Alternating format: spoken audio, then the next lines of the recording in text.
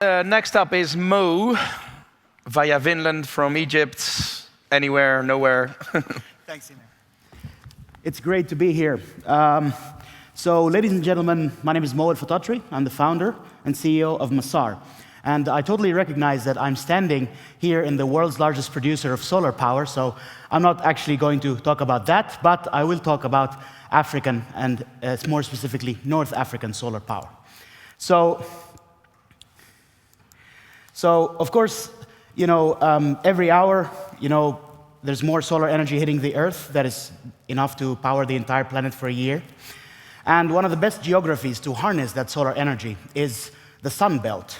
So if we travel together to the North African Sun Belt, all of the countries that are marked here in yellow are perfect spots for generating solar power. Now, I'm here today to tell you about some very good news. One of the countries on this map, and the first African country to basically pass feed-in tariff legislation, has basically passed it based on the German model.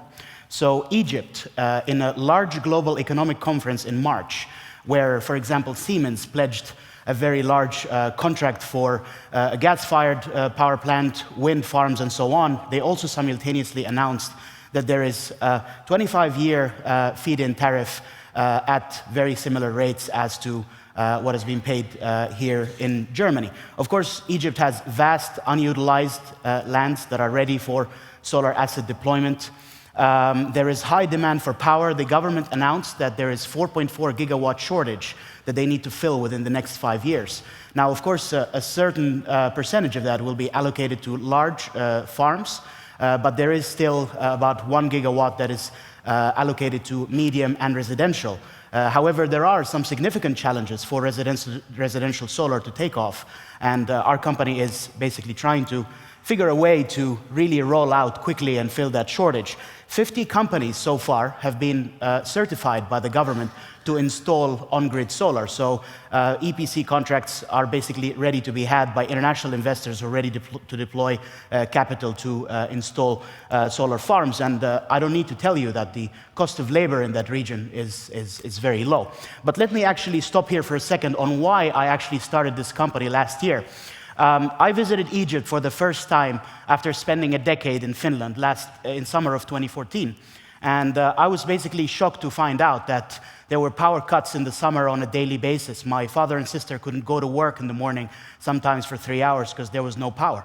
But we are on the sun continent. It doesn't make sense. There must be a way that we can solve this problem using solar energy as well as others. And that's why I started the company. This is what we plan to do. We go to medium-sized plots of land that are near to urban environments where power consumption is high.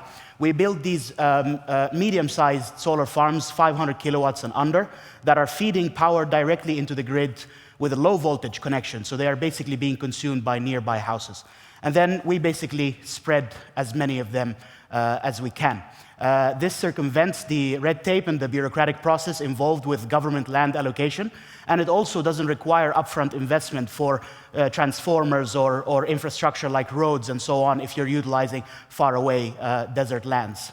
So what have we done so far? We successfully installed a prototype in Cairo just to test out the whole system. We secured the land for our first 500 kilowatt installation, 25 kilometers from Cairo.